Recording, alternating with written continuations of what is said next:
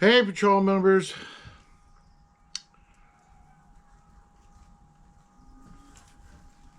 Here's my collector's corner video, and I told you in Wednesday's video that I got a whole boatload of stuff. I mean, a boatload of stuff, right? And some of you are going to say that's nothing. Well, maybe for some people it is, but for some people it's not. I am drinking water. Actually, no, it's not. It's Kool-Aid. Anyway, here's one of the first things I laid my eye on was this Nylint electronic cannon. Now, it's missing a couple of pieces. It's missing the original rockets. Someone had made these and put them on here. I mean, they look pretty impressive, right? But these are totally incorrect. There's 4 red or yellow plastic rockets that go with this. And you can buy them online for about $18 a piece. So I need 1, 2, 3, 4. It's almost $80 for the 4 rockets. Plus, there's a yellow radar antenna that goes right here that's missing. But that being said, this thing is in remarkable condition. The plastic glass over the deflection indicator is still intact. None of the buttons are missing. The handle's not missing. The tires aren't wrecked. One of the big problems you run into with these is that kids try to ride them. And it ends up bending the axles, bending the gun, bending the cab. Because they're not a ride-on toy. So what needs to be done to it? I am not going to cosmetically correct anything. This is as played with. But I'm going to mechanically correct some things. You're supposed to be able to turn this knob and rotate the gun.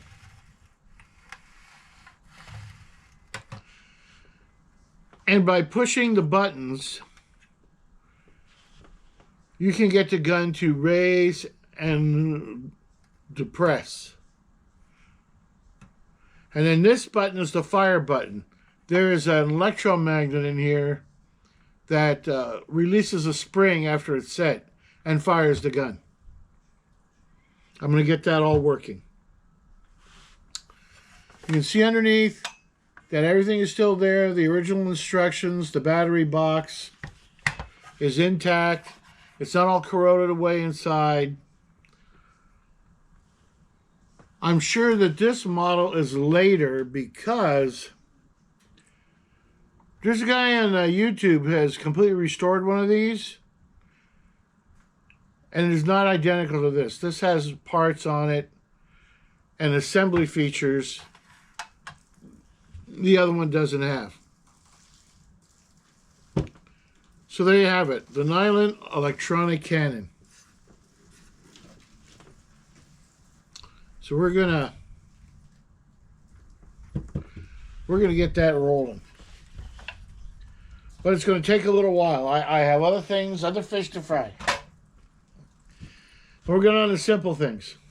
The book that the state of California does not want you to have. Right?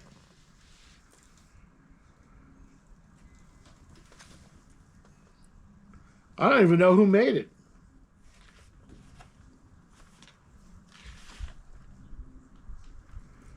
It's just from 1980 by Autech Incorporated.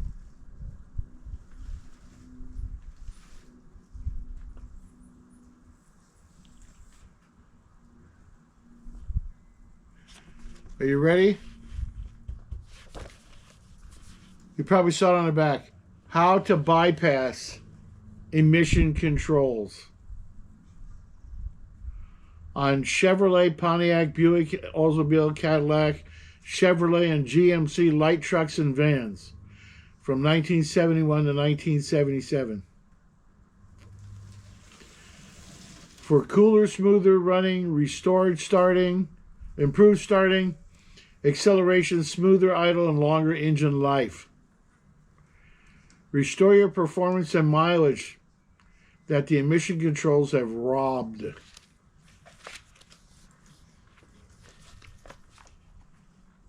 All kinds of pictures.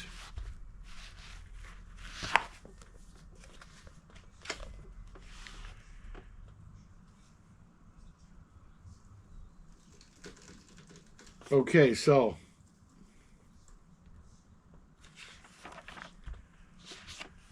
at this writing, modification and removal of emission control devices by car owners or other private individuals not representing vehicle or engine manufacturers or vehicle service and repair operations is legal according to federal law.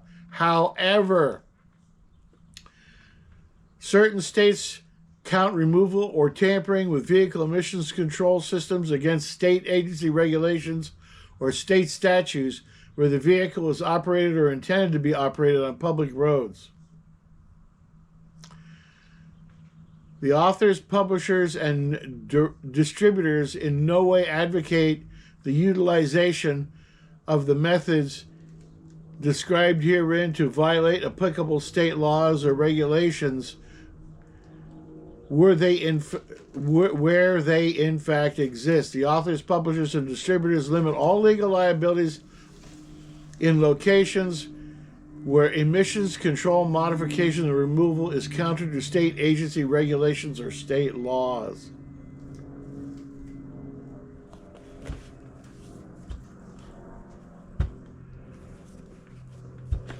I have been working on cars for over 50 years, and I have never seen this book.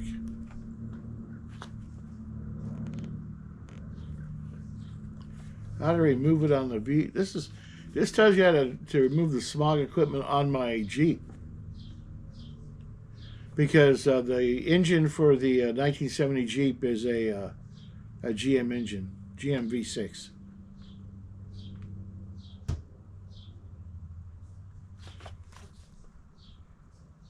Woo! Wow. And I have the exact opposite. Motor's Manual, Auto Repair Manual for the year 1962. And these books are, I have 4 of these books from 1954 to date. These books cover a variety of different automobiles. Let's see what years they cover.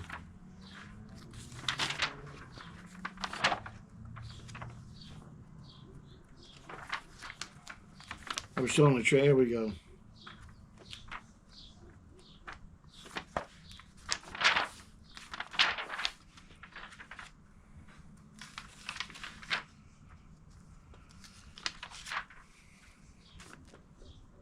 Okay, these books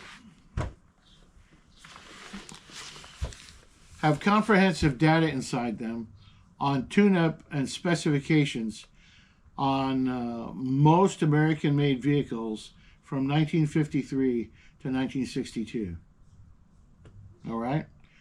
And it tells you how to disassemble and reassemble transmissions, differentials, rear ends, power steering units, carburetors, engines, and a bunch of different electrical components. And this covers Buick Special Cat, from Buick to Willys, Chrysler, DeSoto, Dodge, Edsel, Ford, Imperial, Jeep, Lincoln, Mercury, Nash, Oldsmobile, Plymouth, Pontiac, Rambler, Studebaker, and Willys. Now I can use this for my car because in 1957 It doesn't list Packard, but basically your 1957 and 1958 Packards were Studebakers.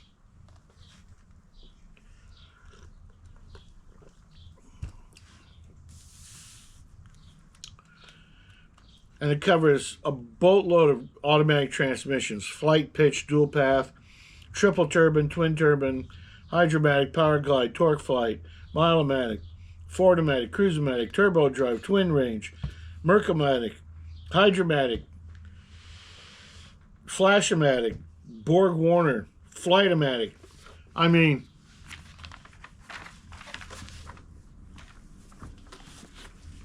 if you have an old car, I recommend Motors Auto Repair Manual, if you can find it, because they are incredibly comprehensive. As a matter of fact, this one had a complete instruction sheet from 1970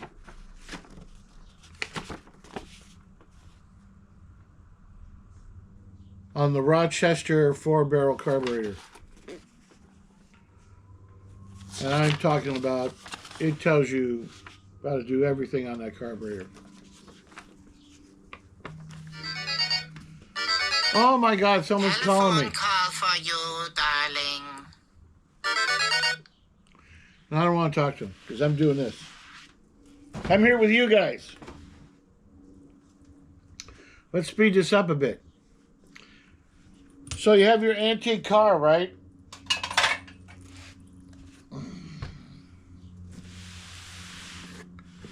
Well, you need that in-dash stereo. 8-track player, yes you do. Brand new in the box.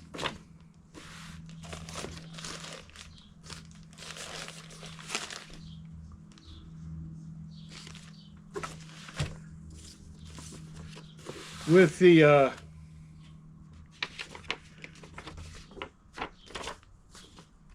installation instructions, and of course it's got the schematic on the back.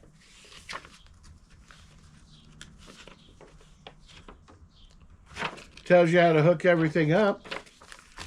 Gives you your wires and your knobs and your dash faceplate and your fuse holder and your anti-static capacitor and all the little nuts and bolts.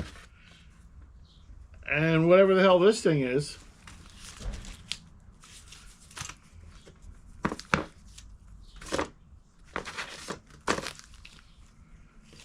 I am up. Don't want to lose any knobs.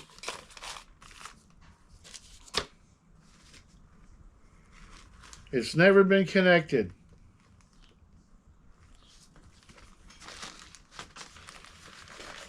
Never been hooked up.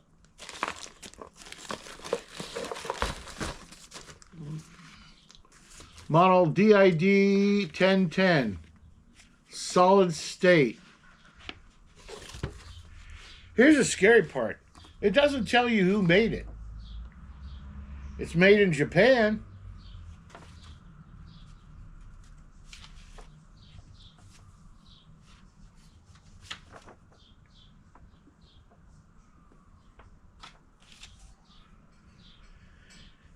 Eight-track car stereo player with AM/FM multiplex radio. I don't even know what year it was made. Printed in Japan.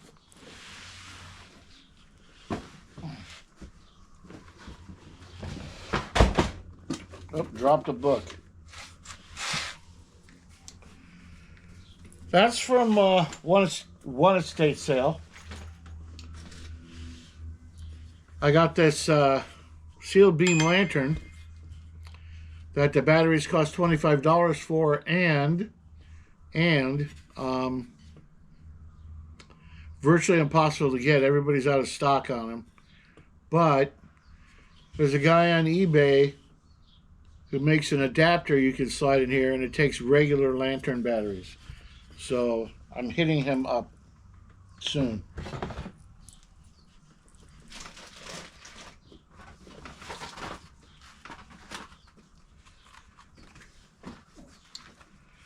This guy had two windshield wipers for my Jeep. 10-inch blades.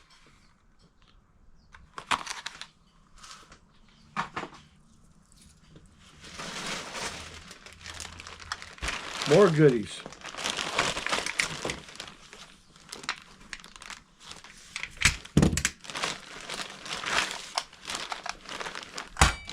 Things I can use.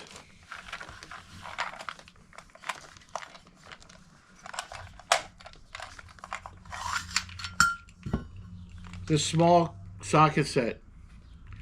No, they're not metric. I have very little use for metric tools. But yeah, the small socket set. Let's see who made them. Mustang.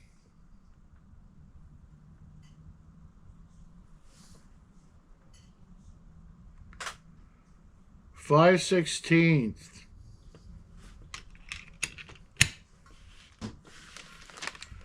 And comes with a breaker bar or a T-handled wrench, a breaker bar, and an extension.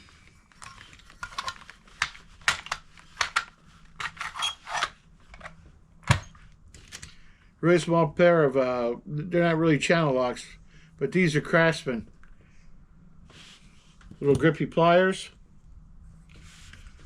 And this really old ratchet set. With little hex drive sockets and big hex drive sockets. Has a sort of breaker bar and a ratchet. And a big giant screwdriver. Which is actually for removing the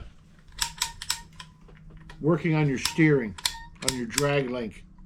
It's a drag link socket. And these are really popular in the United States in the late 40s, early 50s. You know, when people didn't have a boatload of money to spend, you know, you could buy these cheap socket sets at auto parts stores or 5 and dimes and get some work done. Yeah, you're not rebuilding your car with them, but I'll tell you what, if you need to do something on the side of the road,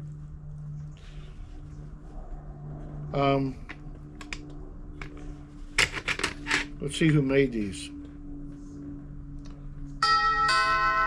They're made by Japan. But anyway, how this worked is you have like an Allen here, and this is how you used it. That's my kids. Probably talking to my wife.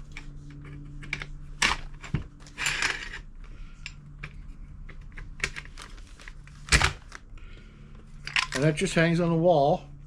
And you can't see it, but right behind me is another identical one. But it's missing some parts. Also something I can use are bus fuses.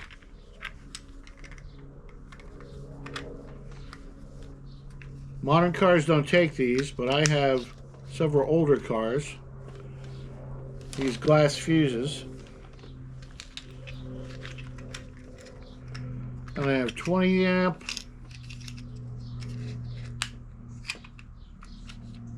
Unknown amperage. Here's more 20s. 4 amps. 4 amps.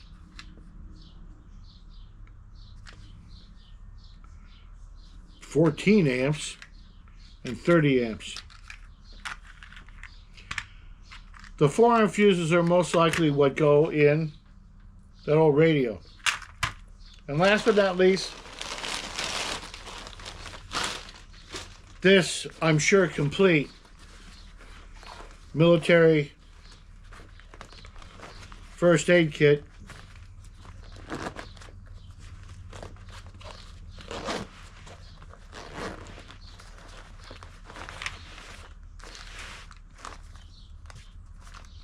went through the inventory. Everything is here.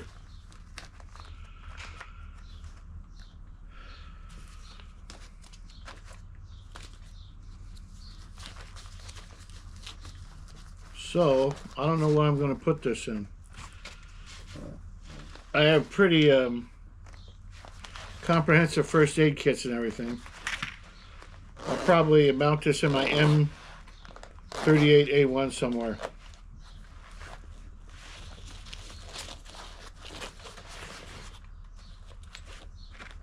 There you go.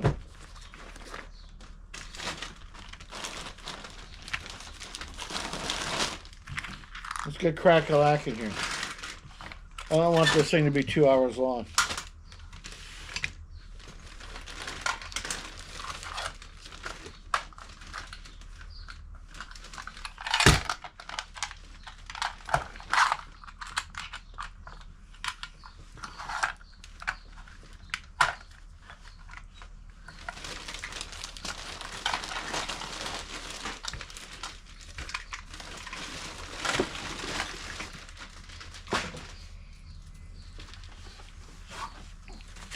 At another sale, I got this shooter's mat.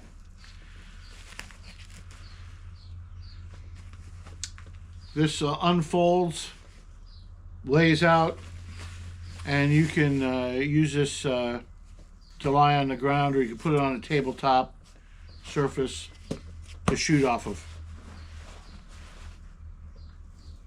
And this is made by Blackhawk, or yeah. And I hardly paid anything at all for this. I think it was $10.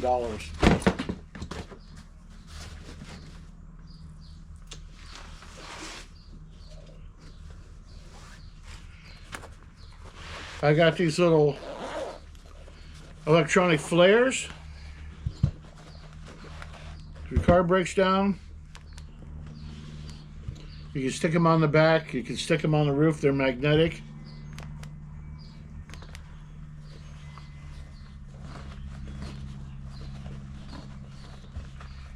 I think those are $5.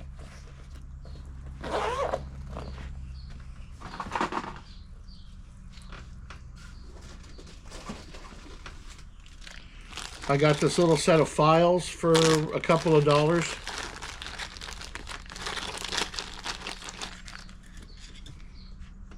Flat file. Use this as a points file if you need to. Got a round file. Got a square file and a diamond shaped file for all different small filing jobs. 5 files. All stuff I can use.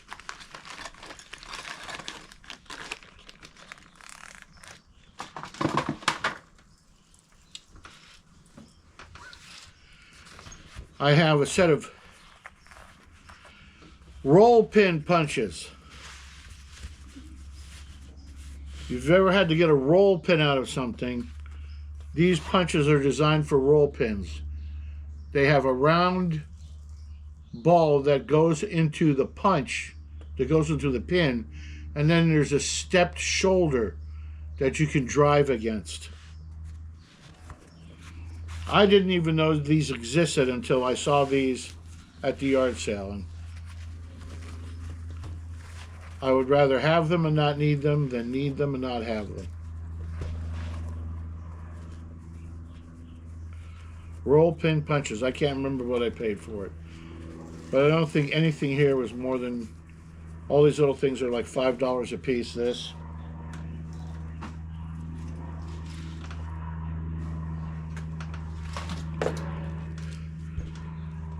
I got a turn indicator. A Signal Stat 900 Sig Flare. Everything you need is inside here. If you want to put turn indicators on your old car or your old Jeep or whatever. Right? And you can go online and find the wiring diagram for this really easy. Yeah. This was $5.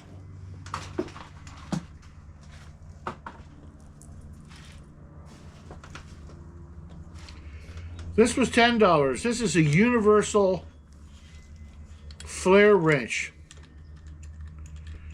You back this off and open it up. And these jaws can be adjusted for different size pieces of copper or aluminum tubing.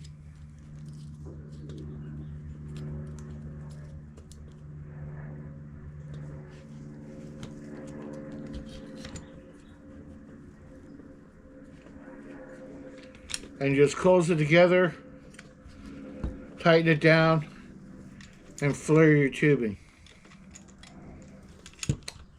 I really like this. I'm going to use the crap out of this, I think.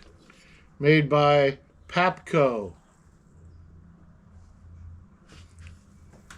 Who knows how old that is?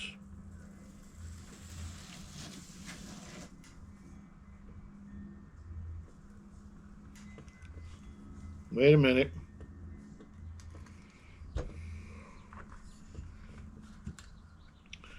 Patented 102448. Well, there we go.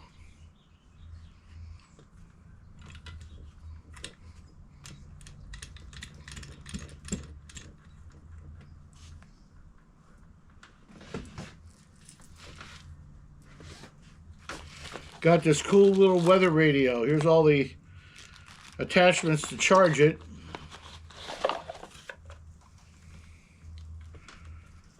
It has a crank on the back to charge it.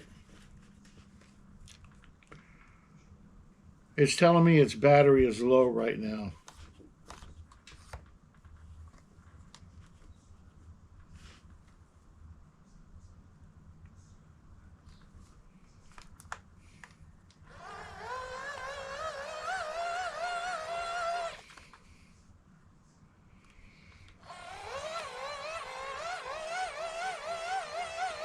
I don't think this battery's any good. I'm going to look online to see if a replacement's available.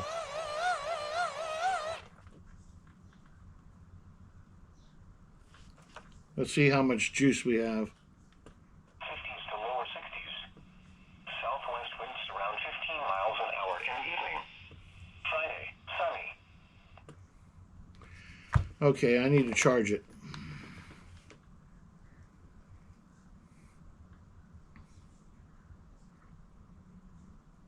Anyway, came in this box, came with the instructions, came with a service card.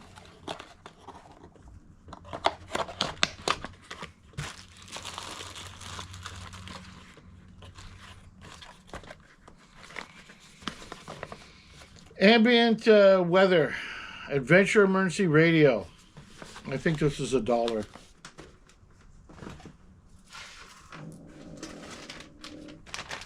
I got like 20 feet, 1/4 inch latex tubing.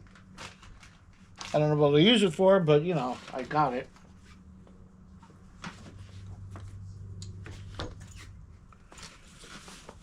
I got this military canteen.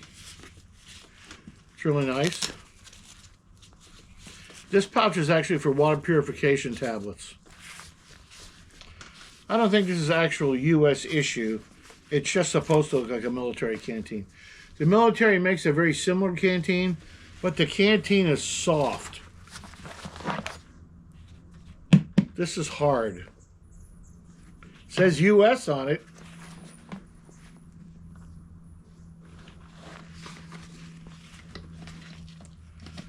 But I think this was $2, and this is in really good shape. So I'm going to use the heck out of that.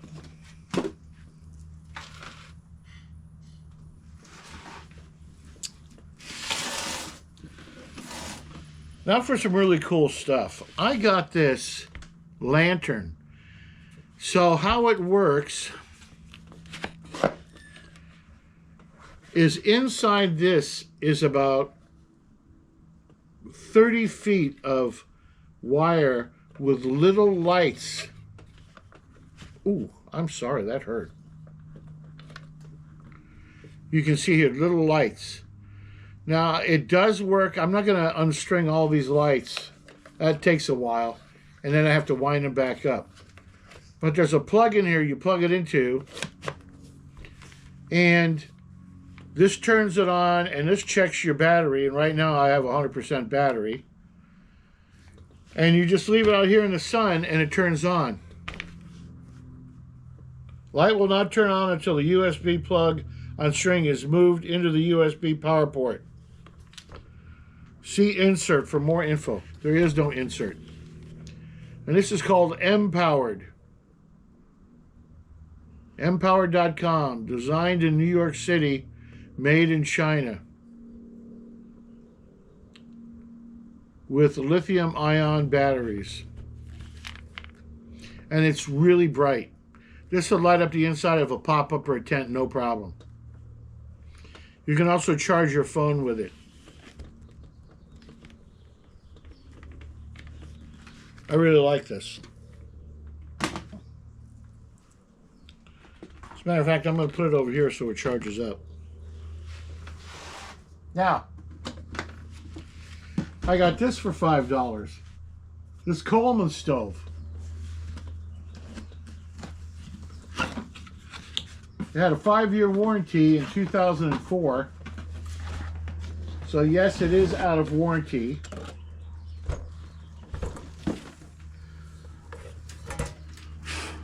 I need to clean it up a little bit. And the guy sold me 2 cans of gas.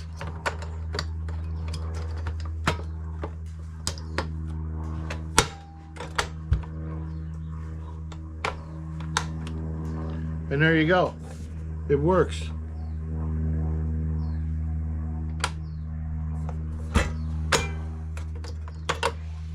And here's the other cool thing. Came with a windscreen.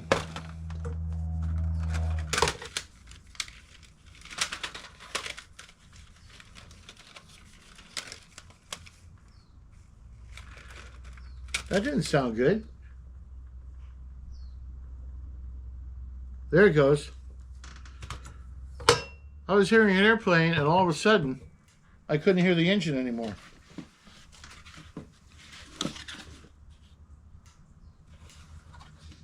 Matter of fact, I still can't hear it.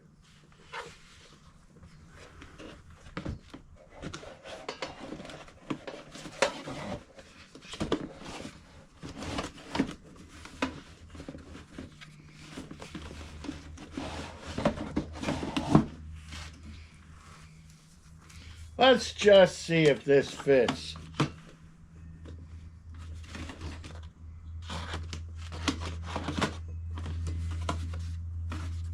Yes. We're almost done.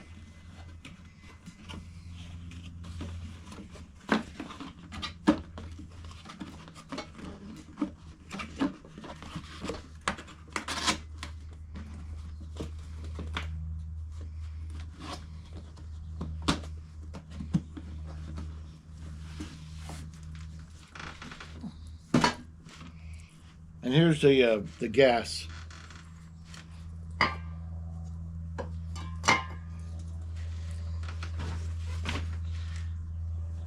Now,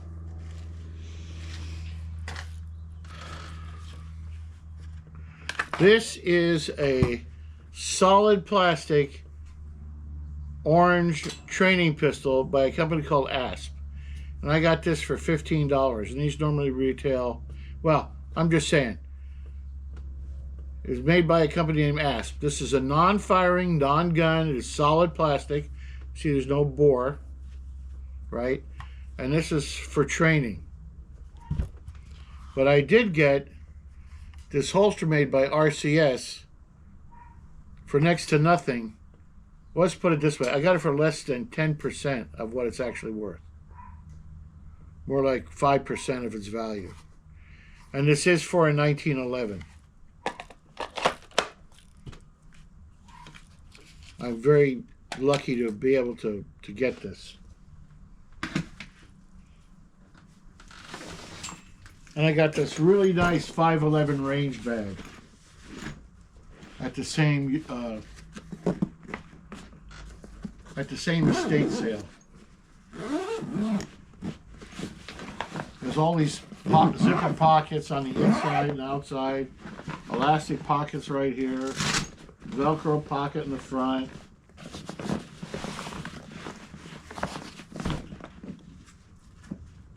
It's very nice, very nice.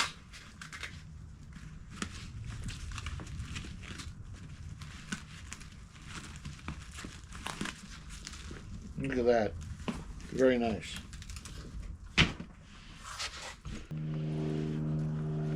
So the only other thing I haven't shown you that I got was my wife's sewing machine, her 221. Oh, and a vintage bottle of whiskey. So let me show you that here real quick. Okay, patrol members, here we are. And this was the little Singer 222 that featherweight that my wife got. Hang on, let me fix something. Okay, the clasps are damaged because someone without any wherewithal pried open the clasp with a screwdriver. There's the tray that holds the accoutrements.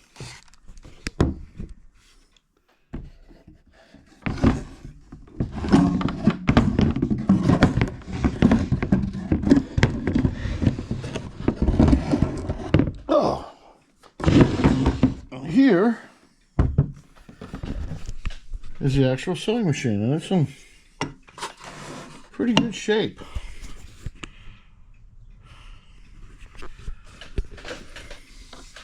It's in pretty good shape. As you can see, it turns freely now.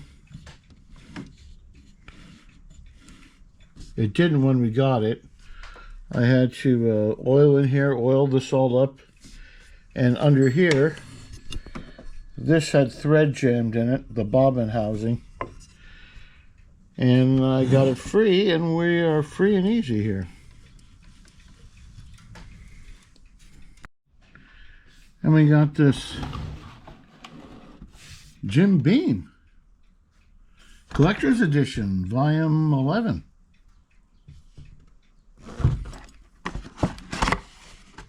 You're taking it out of the box. Yeah, I am.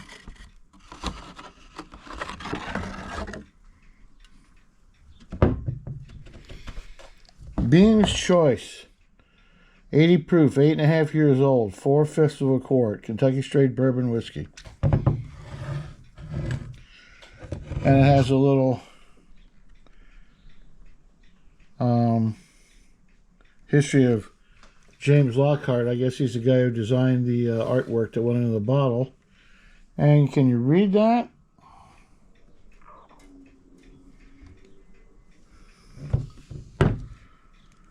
What does that say? 1976. 1976. This was 8 years old in 1976. It's Jim Beam. And it is still sealed and still full. And I'm not opening it. Not going to do a whiskey review on it.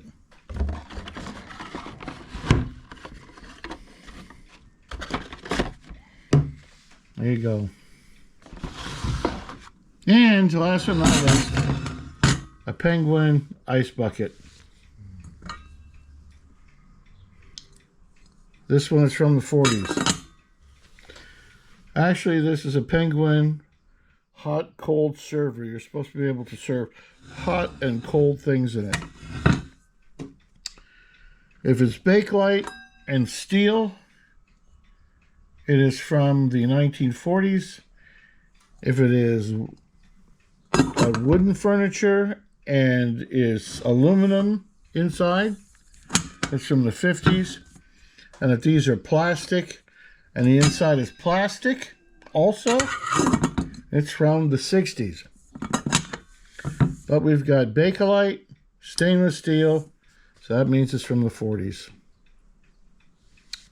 Penguin hot and cold server, it's called. There you go.